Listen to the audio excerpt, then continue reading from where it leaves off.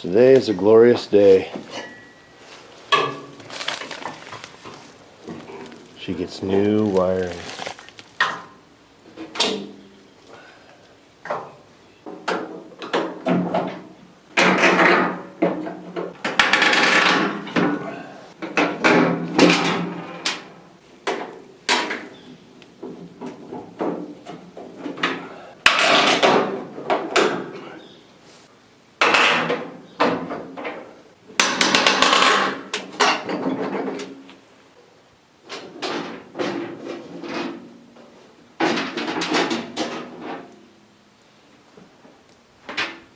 The wiring on this poor thing is in really sad shape. I could rewire the thing myself, but quite honestly, I don't have the time to do it properly. So I bought wiring from Brillman online. Everything's soldered and sealed and looks good. So much of this wiring is in just horrible shape. You bend it at all and it just cracks, and there's a lot of cracks and splices all over the place. I've tried to fix all the ignition stuff, cleaned it all up, but quite honestly, the wiring left me a little bit nervous, so move the ground wire. I just got new stuff. Isn't that beautiful? Look at that. Even the old cloth wire wrap stuff. And it's all labeled. The only thing that could make it easier is if they came and hooked it up for me.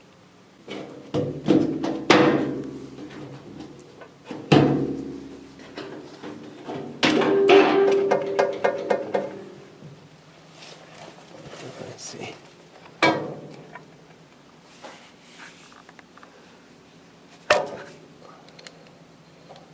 These wires are in horrible shape. Bare wires poking through. Bare wires everywhere because it's just worn out.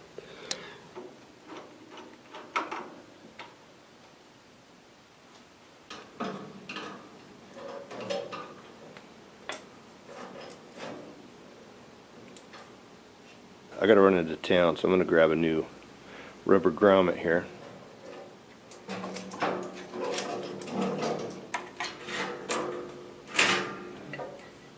White number 20 goes to generator F. This one says F, and that one says A. Goes to A, which stands for awesome. F stands for it's not my fault. Don't blame me. Coil positive to the distributor, the black wire. Number 140. 40 right there. Just a short little wire.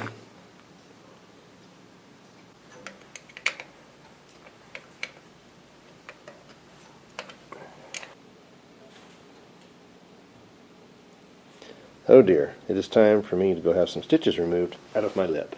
Therefore, I shall return with a grommet. Stitches! No stitches. New grommet. But it's too thin. The metal is actually very thick. Tubing! Problem solved.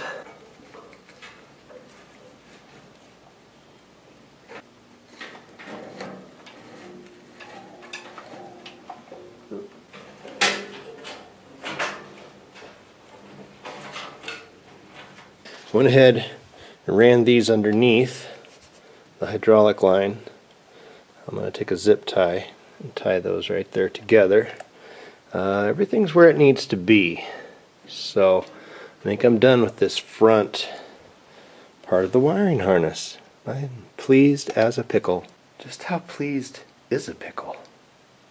Now we get to work on these. I should just yank all that out. I think that's what I'm going to do.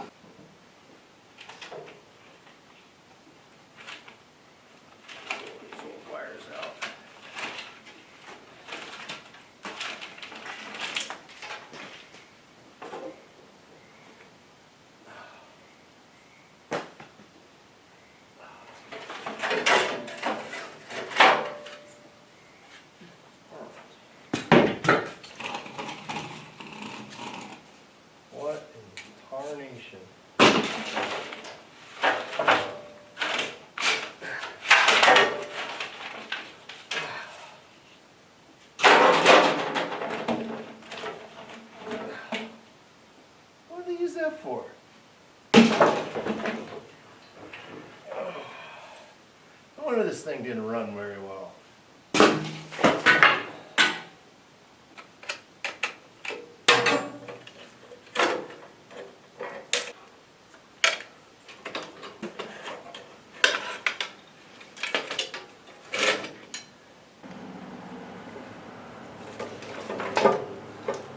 That, except for that one line below, which I think I'm going to have to pull the voltage regulator off to get to.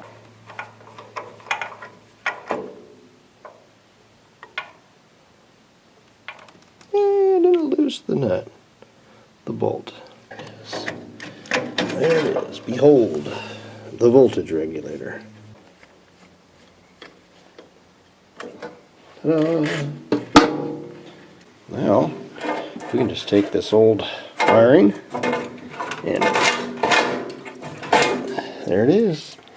The old wiring harness. Goodbye.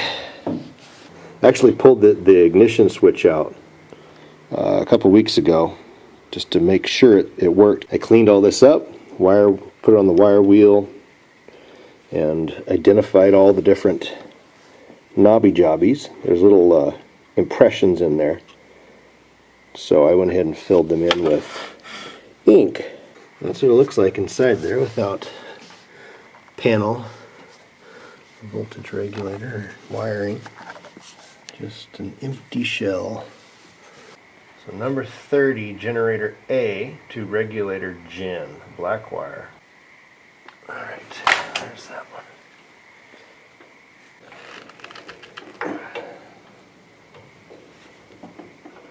There we go. 20 goes to regulator F. Alright, that is, oh goodness, which one was it? I can't bend down that far. That's where this taking pictures of everything comes in handy. Ta-da! Look at that.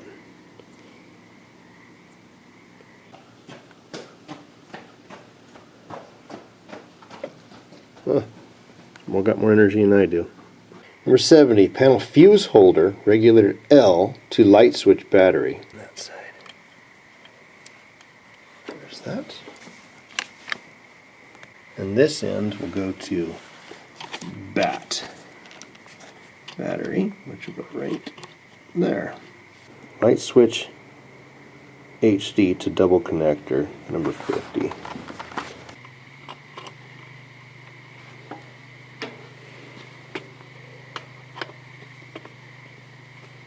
The red number 10 goes to starter switch bat. Red wire from the battery goes to the positive on the ohmmeter.